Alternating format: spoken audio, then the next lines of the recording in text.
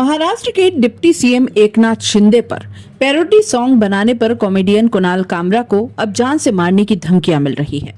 सूत्रों के मुताबिक कामरा को कम से कम 500 धमकी भरे कॉल आए हैं, जिसमें लोगों ने उन्हें जान से मारने और टुकड़े टुकड़े करने की धमकी दी है। उधर पुलिस ने मंगलवार को कामरा को समन जारी किया। उन्हें पूछताछ के लिए सुबह 11 बजे खार पुलिस स्टेशन बुलाया गया।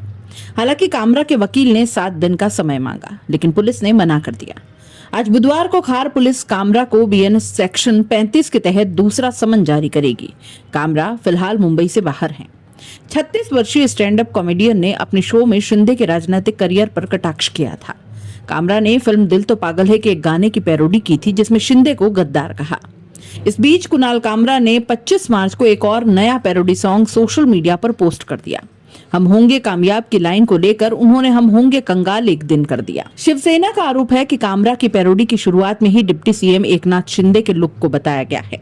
फिर उनके शिवसेना से बगावत कर विधायकों के साथ गुवाहाटी जाने की बात भी कही गई है। इसके अलावा उनके रिक्शा चलाने और ठाणे के होने का भी जिक्र है। शिंदे ठाणे के रहने वाले हैं और पहले ऑटो रिक्शा चलाते थे। वहीं शिंदे को गद्दार, दल बदलू और फडणवीस की गोद में बैठने वाला बताया है। विवाद के बीच डिप्टी सीएम एकनाथ शिंदे ने मंगलवार को कहा कि किसी पर हास्य व्यंग्य करना, कटाक्ष करना गलत नहीं है, लेकिन इसकी भी एक मर्यादा होती है। कुणाल कामरा ने जो किया, ऐसा लगता है उन्होंने सुपारी लेकर ऐसा किया है। कटाक्ष करते समय एक शिष्टाचार बनाए रखा जाना चाहिए, वरना एक्शन का रिएक्शन भी हो सकता है। अब दोस्तों, कुणाल कामरा के कुछ स्टेटमेंट्स वायरल हो रहे हैं, सबको अलग अलग। धमकी देने वाले राजनीतिक नेताओं पर उन्होंने कहा कि हमारा अभिव्यक्ति की स्वतंत्रता का अधिकार केवल अमीरों और ताकतवर लोगों की चापलूसी करने के लिए नहीं है, भले ही आज की मीडिया हमें ऐसा ही विश्वास दिलाने की कोशिश करे। अगर आप एक ताकतवर व्यक्ति पर मजाक नहीं झेल सकते, तो इसका मतलब ये नहीं है कि मेरा अधिकार खत्म हो गया। जहां तक मुझे पता है, हमारे नेताओं और राजनीति की अजीबोगरीब स्थिति पर मजाक बनाना गैर कानूनी नहीं है।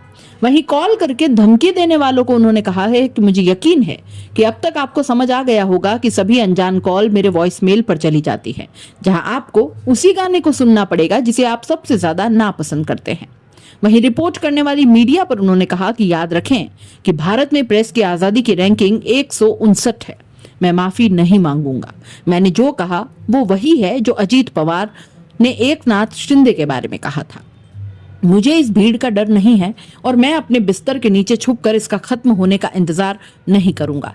वहीं तोड़फोड़ करने वाली भीड़ पर उन्होंने कहा कि एक मनोरंजन स्थल सिर्फ एक मंच होता है जहां हर तरह के शो हो सकते हैं। हैबिटेट या कोई भी अन्य स्थान मेरी कॉमेडी के लिए जिम्मेदार नहीं है और न ही इस पर कोई नियंत्रण है कि मैं क्या कहता या करता हूं। और कानून और बीएमसी पर भी उन्होंने सवाल उठाए। कहा कि मैं पुलिस और अदालतों के साथ सहयोग करने के लिए तैयार हूं अगर मेरे खिलाफ कोई कानूनी कार्रवाई होती है, लेकिन क्या कानून उन लोगों पर भी समान रूप से लागू होगा जिन्होंने गुस्से में आकर तोड़फोड़ की? क्या ये बीएमसी के उन सदस्यों पर भी लागू होगा जो बिना किसी सूचना के हैबिटेट पहुंचे और हथौड़ा से इसे तोड़ दिया?